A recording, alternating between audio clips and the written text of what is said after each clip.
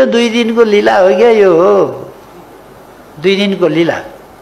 यस्ताका तमासाहरू देखेर कसले नचाहेको छ कठपुतली, त्यही देखेर म अँध्यारो मुख लाएर बस्छु। यो देश बनाउन हिँडेको हुँ म आफै जेन्जी हुँदा।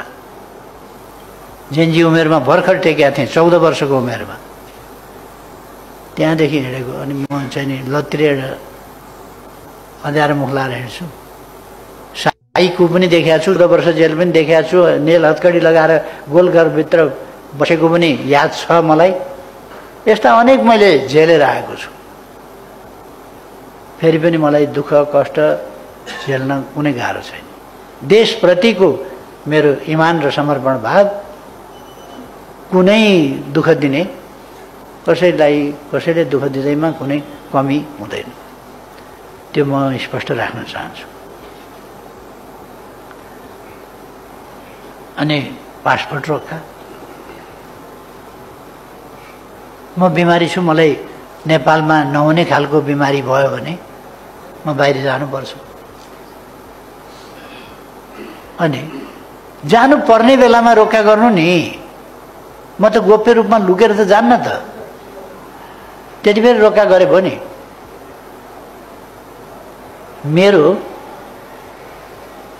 96 वर्ष लाग्दै हुनुहुन्छ बुवा। अब 1 महिना पनि छैन, 96 वर्ष लाग्दै हुनुहुन्छ, 95 पुरा गर्नुभयो। उहाँ बस्ने घर जलाइयो।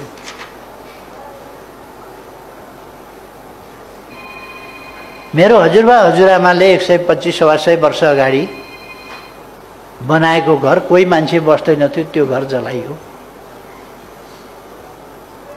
मैले 23 वर्ष अगाडि बालकोटमा घर बनाउनका लागि झापामा एउटा घर बनाएको थिएँ। त्यो 20 लाखमा 23 वर्ष अगाडि बेचेको। 23 वर्ष अगाडि बेचेको घरमा आगलागी भयो। 23 वर्ष अगाडि बेचेको घरमा परापूर्वकालमा म बस्थेँ त्यहाँ।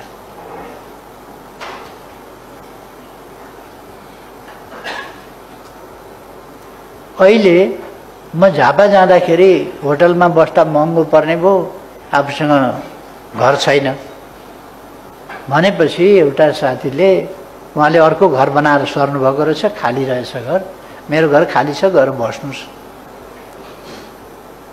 अनि मैले भने अब तपाईँको घर महँगो होला, म भाडा दिने ल्याकत पनि छैन,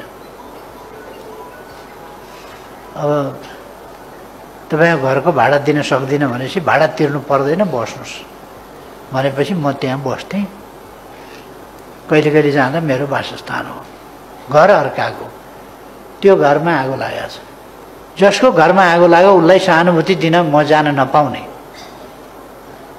मेरो त्यस्तो वृद्ध बुवाको घर जलाएको छ, त्यहाँ म बुवालाई सान्त्वना दिन जान नपाउने, कस्तो सरकार बनिएको छ। देशभित्र हिन्डुल गर्न नपाउने कस्तो सरकार, के सरकार हो यो? के कसुर, के कारणले हिन्डुल गर्न नपाउने? अनि केपी ओलीको घर जलाउनै पर्ने, केपी ओली मार्छौँ भन्ने गुन्डुमा छ, त्यहाँ गएर मार्ने 4000 ठिटाहरू तयार भएका थिए, 4000 बाइक तयार भएका थिए, केटाहरू सब तयार थिए। मैले रोकिदिएर केपी ओलीको ज्यान बचाएँ। एक दिन त एउटा महान पुरुषार्थी मान्छेले बचाएछन्, अर्को दिन ममाथि थ्रेट त्यो खतरा छ, मेरो सेक्युरिटी सरकारले फिर्ता लिन्छ। अनि वडा अध्यक्षलाई सेक्युरिटी बढाउँछ, अर्को मेयरलाई सेक्युरिटी बढाउँछ, अर्को को छ उनीहरूको अब त्यो गिरोहभित्र, त्यसलाई सेक्युरिटी बढाउँछ, मेरो सेक्युरिटी खोज्छ। अब प्रिय सम्पादकजीहरूलाई कस्तो लाग्छ यो कुरा म जान्दिनँ। यो कस्तो जस्टिसभित्रको कुरा हो।